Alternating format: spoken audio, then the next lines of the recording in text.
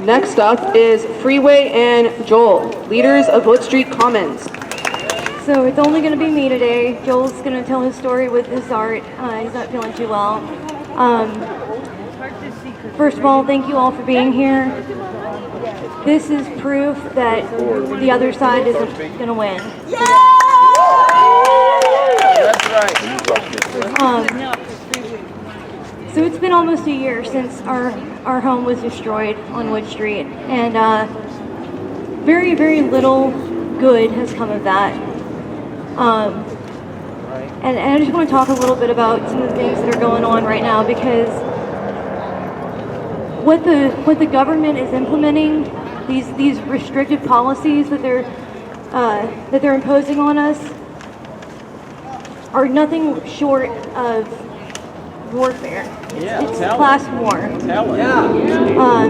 And the evidence is in the people that we know and love that are deteriorating every single day, mentally, physically. The upwards of 13 people that we've lost since the eviction. That is the casualties of this war. Since the eviction, the tiny cabins that they have forced many of us to live in are just deteriorating every day as well. The conditions in which people are being forced to live are not only inhumane, they're unsanitary, they're completely unacceptable. On any given day, there's not enough toilet paper, there's not enough drinking water for the people that are there. They don't believe in adhering to ADA laws. There's gross mismanagement of funds. And these are the things that are happening in the $8.4 billion campus that LaTonda Simmons authorized. And for those who don't know, LaTonda Simmons is the assistant administrator of Oakland. So she gave this blessing to put $8.4 million into this tiny cabin site.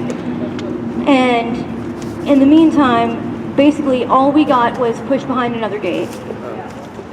That's those of us who didn't get kicked out.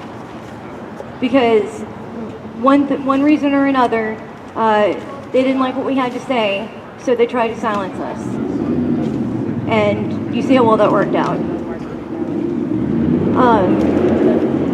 One of the things I want to keep at the forefront of people's minds is the people that are dying of unnecessary causes. Right. There's a large faction. We talk about the different factions of homeless people here.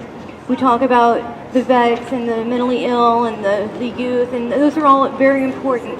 And they're all just as important as the next. But one faction that we tend to forget about and we tend to stigmatize are the drug users. We have people out here that have fallen into substance use because they're self-medicating, because they have dealt with so much trauma, and that's the only way they know how to deal with it. And they're the ones that need the support of the harm reduction supplies. They're the ones that need the people to not shun them, because it happens all too often, and people die because of that.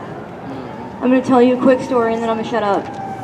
This past weekend, a young man in Mosswood Park lost his life because Kaiser refused to give Narcan to the people that he was with in the moment. Outrageous. And because they refused Narcan, this young man is now dead. That's murder. His name's Anthony. We should be rioting in the streets over this. Right. This is not acceptable.